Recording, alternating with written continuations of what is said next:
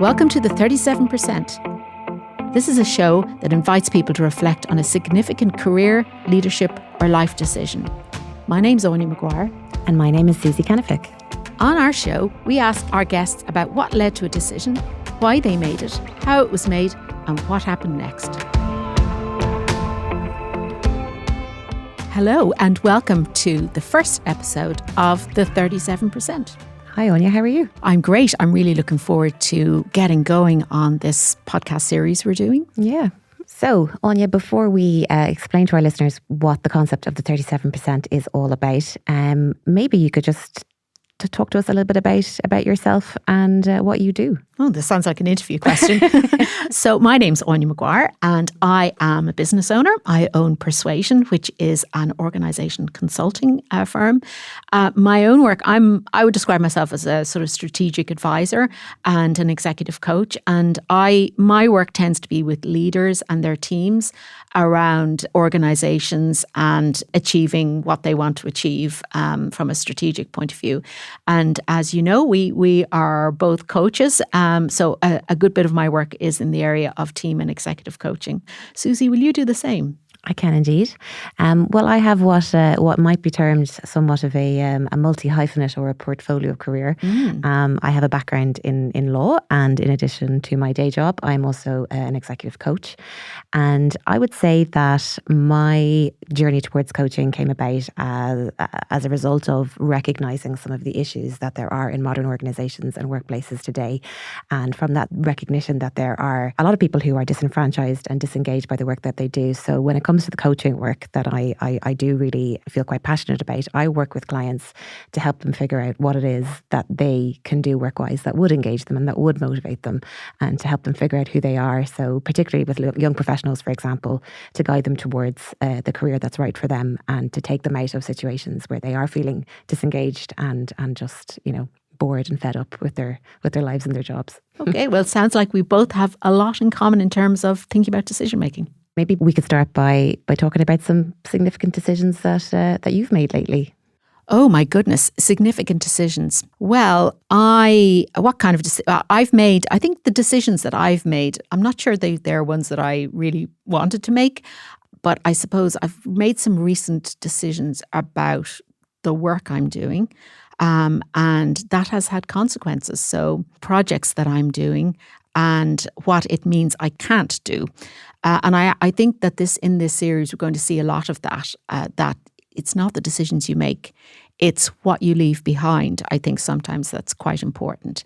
And of course, it's the unintended consequences and sometimes the intended consequences of the decisions you do make. Yeah. Well, they do say that for every decision you make, there's another decision that you don't make. Yeah. So I like that idea. I think so. I mean, I think one of the things I've learned from doing this series is that decision making is about deciding what things you're going to make decisions about. And that might be another way of saying, upstairs is laughing at you when you make decisions because life isn't in your control. But I think nowadays we all feel we've got a lot of agency over what we do in life. And maybe some of that comes from more longevity in life, more resources. And so I think that, for people in this era, there is a huge pressure on, making the most of life, getting decisions right, and, living life to the fullest, living our best lives, as we like to say now. Very social media. Yeah. Yeah, living isn't our it? best lives. Yeah. And I think that's a horrible pressure to have. When you think about, 100 years ago, people were just trying to stay warm, in their homes. Well, I suppose it's indicative of the reality of today's world, and is that we actually have too much choice. And there's a psychologist, Barry Schwartz, who talks about this, and I think he has a book on this, and he's got quite an interesting TED talk as well. It's the paradox of choice, that you can have too many options available to you, and it's about how we then, I suppose, approach our relationship with those choices and how we think about them and our a mindset around them to avoid getting that sort of choice paralysis that comes from having too many options. Yeah. So I think, the good thing is that we often have a lot of options. the bad thing is that we put a lot of pressure on ourselves to get the correct options. It's interesting. I was listening to a Canadian academic actually talking about the work that he had done with people who produce nuclear reactors. And he has developed a system called decision analysis. And he was talking about the role of preference in decision making and how preference really in the Western world kind of distorts decision analysis because we have lots of preferences about things. And we maybe come to decision making assuming that our preferences are deliverable and that our preferences are valid. Whereas, for example, his example is, if I say to you, do you want to go to the movies? And you say yes, maybe you're satisfied with any movie. Whereas the next question usually I'll have is, well, what sort of movie do you like? Or, what time would suit you? Rather than just being engaged by the idea of going to the movies. So I think we have a great habit of overcomplicating decisions. Because, of course, I might say no, depending on what film you wanted to go and see. Yeah, I'd say you're quite particular about your film choice, are you? I think I probably am. Yeah. But then there probably are days where I just think it would be nice to go to the cinema, and maybe I'm not overly fussed about what I see. It's just the experience. So, yeah, there are different concepts there. It's more nuanced than just the decision to do something or not to do something.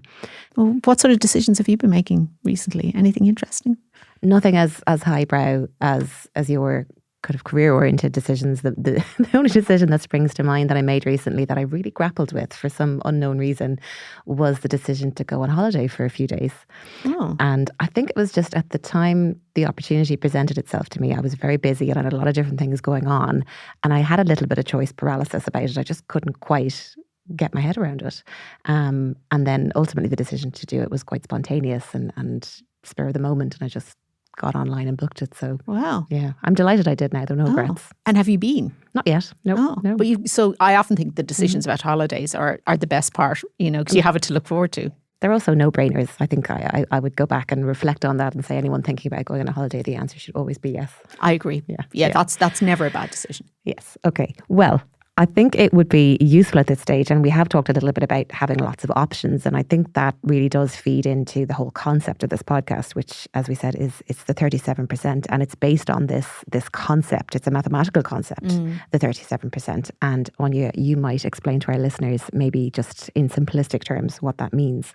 Yeah, we were grappling for a name for the podcast. We wanted to talk about decision making, and I think decision making is probably it's so ubiquitous. You can't, from the moment you wake up and you decide to get out of bed, you're making decisions all the time. And we didn't want to call it something about decision making. I frankly didn't think it would be that attractive because decision making sounds like a hard topic to talk about. So I came across a maths rule. I'm not known for my interest in maths, but in fact, I'm definitely not interested in maths. But I liked this, and there's a maths rule about probabilities, and decision making is about probabilities. I think at the end of the day, and the rule is that if you've looked at 37% of the potential outcomes, you have enough knowledge of the probabilities to make your decision. Okay. So I thought that was very interesting because I think in this decision-filled world, it suggests that we could be a bit more economical in how we make decisions. So maybe if we gave an example of how that might work in practice, if you had to, I don't know, hire a secretary and you were given 100 CVs, the question is, do you need to interview 100 people? Well, I think hiring somebody to work with you is a very good example, and that's the kind of decision I'm often supporting people making. So that's a good one, and I think it's one where it's interesting. I was listening to a psychologist talking about this recently.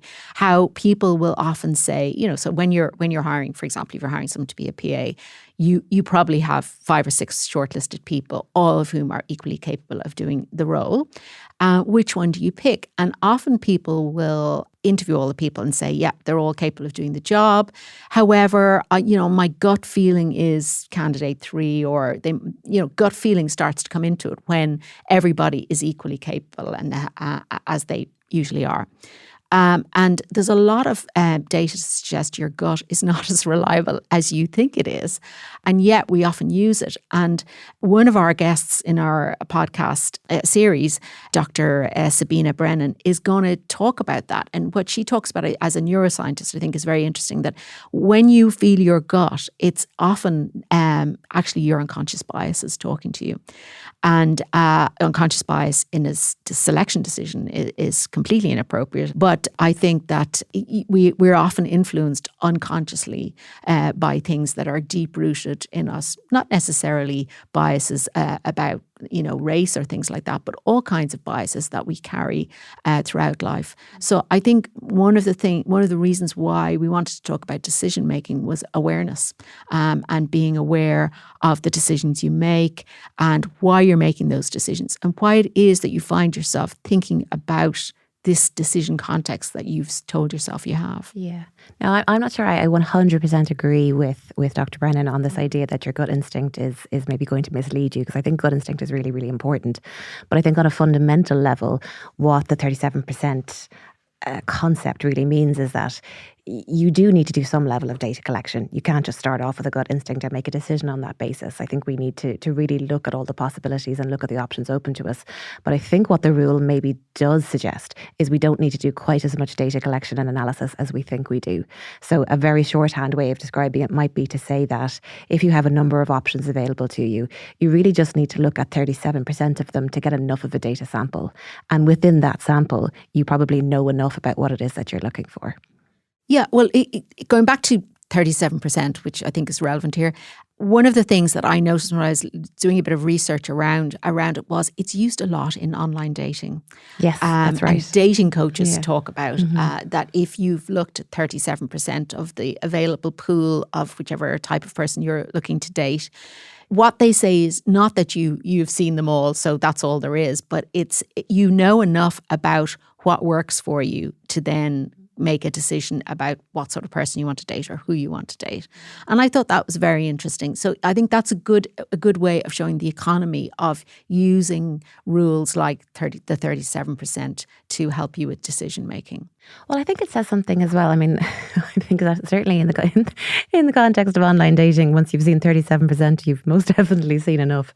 But it probably does say something. Maybe too much. Maybe too much, yeah. I'm not sure if they're the idea that there aren't better options out there, and I think that's certainly the case maybe in that example.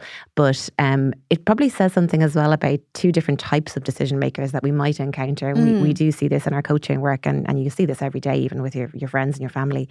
Is there are optimizers and there are maximizers. Okay? Yes, and dating coaches talk about that too. Absolutely, don't they? yeah. And optimizers might be the people who would be most likely to adhere to the 37% rule. They'd say, look, I've been out there, I've sampled a few people, I've got a sense of what I like, what I don't like. I'm probably ready to make a decision. So when the next good person who comes along satisfies a lot of my criteria and is, roughly speaking, somebody I'm relatively excited about, having seen what's available to me, I'm willing to invest in that and make a commitment.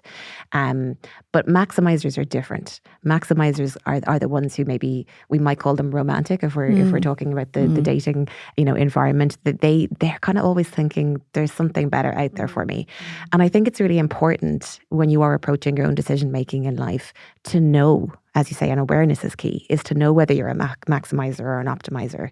Because if you are a maximizer, I think that's something that's really important to be conscious of, because you might be more difficult to satisfy in your decision making than optimizers. Yes, I think that's a very good thing. And I my build on that is that I suppose the other thing that you come across is satisficers. Okay. And I actually would like to be a satisficer the next time I come back. I don't think I am one now. Well, maybe we probably all are about some things. Like, so if I was buying a car, I really don't care. Do you put the key in? Does it go? How much does it take, petrol or diesel? That's what I want to know. So I'm very satisfied. In fact, I'd quite like to wake up tomorrow and find that somebody has bought a new car and put it outside my house for me. But other decisions, I would want to do a lot more research and to find out what the options are. But I think satisficers are people who can say, there's a car, it's in the price range I want to pay. it's available and I'm going to buy it. Yep. And life, I think, must be a dream for those kind of people. So, I mean, I think the downside is if you make decisions too quickly, if they're far-reaching decisions, you have to live with the consequences. But I think life must be so much easier to go through if you're a Satisficer. I think you're right about that. And as you talk, it makes me realise that I'm definitely not a Satisficer. I mean, maybe in some contexts, yes, but in others, no. And in fact, I think I actually have strategies that I apply to try and reduce the number of options available to me. And I can give you some examples of that. Yeah. For example, I don't eat meat, which is for lots of different reasons. But what I do find is when I go to a restaurant, it really helps with the selection process because the menu becomes so much more reduced. There's only a couple of options that I can actually go for. So that makes life a lot easier. Wow, that's fascinating. Yeah. And I have definitely in the past, back when I used to be a carnivore, had choice paralysis looking at a menu and, you know, having that idea of like decision regret or, you know, order envy when you see somebody else at the table get something you think looks better than yours. Yes. And there's also something that I find incredibly difficult to purchase is a greeting card. Oh my gosh. And I really have no idea why. And I don't know, is it because I think that the message on the front might say something about my level of affection or nostalgia for the person to whom I'm giving the greeting card. But if I go into Hallmark or one of those shops where they have a huge selection of cards, I find I simply cannot make a decision. You know, should it be sweet and saccharine? Should it be thoughtful? Should it be funny? Should it have, you know, something rude on it? I don't know. I just cannot make that decision. And then how much do you spend? You know, at the end of the day. So what I do in order to mitigate against that choice paralysis is just buy all my greeting cards in like a corner shop or a petrol station where there is absolutely no choice. Oh, well, I'm going to make admissions here. I just buy a sort of bulk pack of greeting cards and use them then throughout the year for everything. So, except for special birthdays. Yeah. So, so yes, maybe I'm trying to avoid the same decision paralysis as you. Yeah, I mean, I what I would say to that is, and I think this is probably something else that's come to me as a learning from this podcast, is there aren't good and bad decisions. There are only consequences, and hopefully there are consequences that lead to things for people and consequences that you're prepared to live with. And, you know, I think we put a lot of, particularly maybe in business, we put a lot of, or in organizational life, we put a lot of store by, you know, data and making good decisions. And then we say, you know, and actually in sport as well, we say, you know, X made the wrong decision there, or, you know, that was the wrong decision. But how can it be the wrong decision? Because it was a decision that had to be made. So not making a decision, I think, is usually the wrong decision. You know, you might find yourself in a position where you have to make a decision.